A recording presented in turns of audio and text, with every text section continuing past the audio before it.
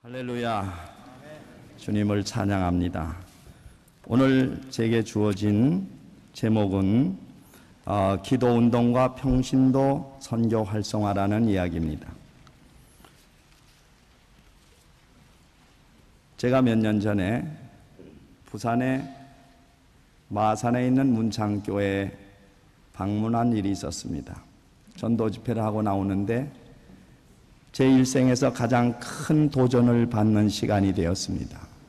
왜 그런가 하니 저를 자동차로 픽업해 주시는 장로님이 그 뒤에 문창교회 뒷산을 가리키면서 내가 너무 좋다고 그랬어요. 야, 여기 참 좋다. 등산해도 좋고 기도하는 장소라면 좋겠다. 그랬더니 이분이 얘기를 이게 유명한 산입니다. 그래요. 그래서 뭐가 유명합니까? 그랬더니 주기철 목사님께서 문창교회 목회하실 때 그때 토요일 날이면 그 산에 올라가서 밤을 새면서 기도를 많이 하셨답니다.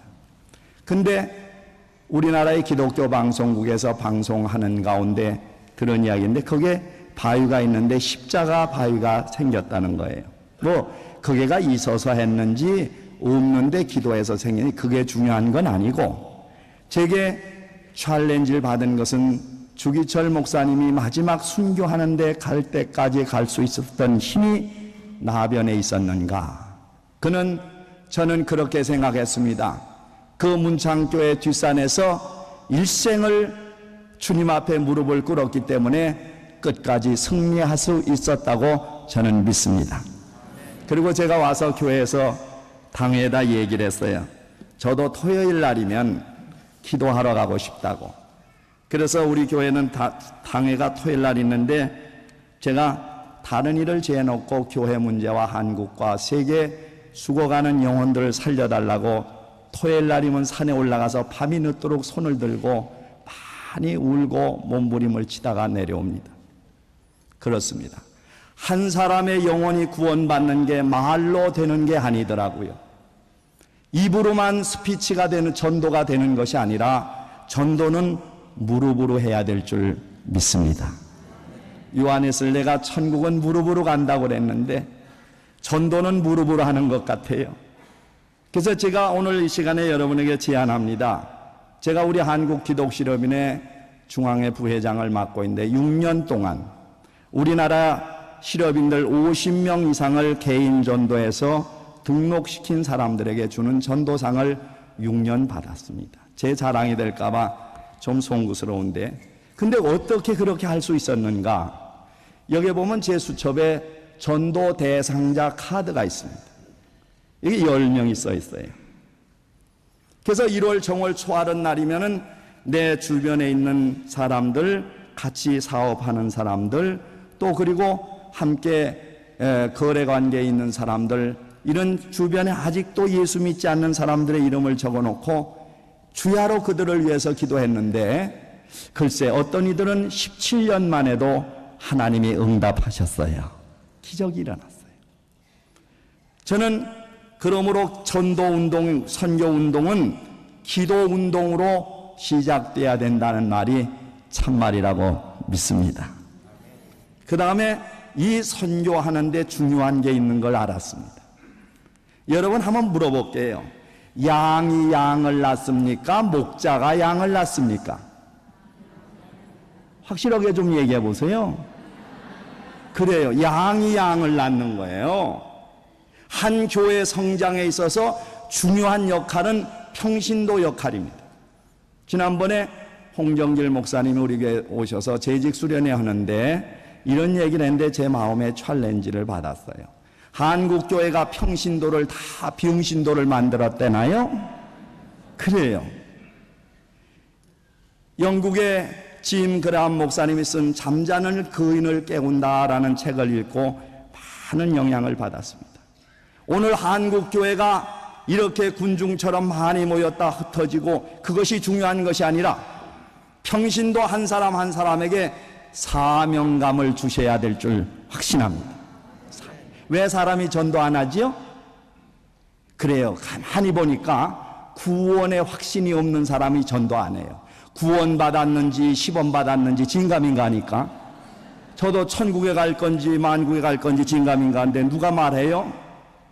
구원의 확신, 이게 가슴에 불타기만 하면 영혼을 사랑하는 마음, 바울의 심정이 될 줄 확신합니다. 내가 한 영혼을 위하여 해산하는 고통을 겪었다는 바울의 심장이 오늘 여러분과 나의 심장이 되기를 기원해 마지 않습니다. 양이 또 하나 해야 돼요. 뭐 해야 되는지 아세요? 털 깎아야 돼. 털 깎아. 가만히 보니까 털을 안 깎으면 돈이요, 교회가 돈 있어요? 있어요 없어요? 목사님이 돈 있어요? 여러분, 돈은 여러분과 내가 가지고 있는 거예요. 그래요 안 그래요? 돈 내놓을까 말 대답이 없으시네. 진짜라니까요. 평신도 여러분, 이제 하나님께 최대 축복을 받고 주님의 영광을 위해서 남은 일생을 하나님의 영광을 위해서 최상의 것으로 드릴 수 있기를 바랍니다. 그리고 바울이 디모데후서 4장에 내가 달려갈 길을 달려가고 믿음을 지켰으니 이후로 생명의 면류관을 바라본다고 하신 것처럼 그 면류관을 바라보실 수 있기를 바랍니다. 그 다음에 평신도 시대가 왔어요. 왜냐하면 1900년대를 중점으로 해서 성령운동이 일어났고, 그리고 그 다음에 제자훈련, 또 많은 이런 교회 성장이 있었지만은 지금 한 시대를 하나님이 평신도를 깨우는 시대가 된 것 같습니다. 나는 그제 계속해서 여기에 텐홀이 사실 이 지역에 복음 전하는데 목사의 자격으로 가지 못하는 데가 너무 많습니다. 그래서 우리 교회는 2,000명의 선교사를 파송하는 일과 10,000명의 평신도를 사역자를 내보내는 일에 사명을 걸고 비전을 가지고 온 누리교회가 이렇게 10년 동안을 해오고 있습니다. 근데 소망이 있어요. 전문직에 있는 의사 선생님들, 그리고 비즈니스 하는 사람들을 전부 해외 보내는데 수지 맞는 거 하나는 돈이 안 들어가 좋다는 거예요. 지 돈 가지고 가니까. 저도 평신도 전도자거든요. 내가 왜 이 얘기를 하냐면 한마디만 더 해드리고 10분 내에 마쳐야 되니까 더 이상 얘기를 못할 것 같아요. 제가 작년에 방글라데시에 2번 찾아갔습니다. 실업인들, 의사 선생님들 한 20명 모시고 갔습니다. 여기 방글라데시 선교사님 오신 분 계시죠? 여기 알라신들 섬기는 사람들이, 예수 믿는 사람들 정식 목회자에게 비자를 안 내주고 사실 이 목회 전도한다는 게 법으로 금지된 나라입니다. 그런데 우리들은 가능하더라고요. 왜? 실업인들이니까 이 사람들이 가서 모자 공장도 세우고 거기다 전자 공장도 세우고, 그리고 그 방글라데시 사람들을, 실업인들을 묶어가지고 한 팀을 만들어 놓고 우리가 예수 믿는 사람들을 전도하기 위해서 갈 터인데 이 비자를 좀 초청을 해달라. 그랬더니 방글라데시에서 초청이 왔어요. 첫 번에 갔는데 한 700명이 모였습니다. 근데 세계에서 가장 가난한 사람들에게 가서 복음을 증거하고 예수 믿을 사람이 일어나니까 한 700명이 일어나요. 그러면서 우리를 공항에 떠내보내면서 한 분이 얘기했어요. 미국 선교사 한 사람이 와서 복음 전하다가 돌팔매를 맞아가지고 어려움을 겪었는데 저희들은 그러지 않았어요. 2번째 갔을 때는 한 7,000명이 모여왔습니다. 여러분, 이건 평신도만이 할 수 있는 거예요. 제가 지난 7월 9일 날부터 13일 날까지 북경인민대회장에서 한 7,000명의 중국 사람을 마놓고 복음을 전하는데 곽선희 목사님을 모시고 갔습니다. 놀라운 기적이죠. 난 많이 울었어요. 공항에서부터. 바울 사도는 로마에 가기 위해서 감옥에 죄수의 몸으로 끌려갔는데 우리는 공항에 가니까 벤츠 자동차 리무진이 10대가 나와 있습니다. 뒤에 관광버스가 한 10대 나와 있습니다.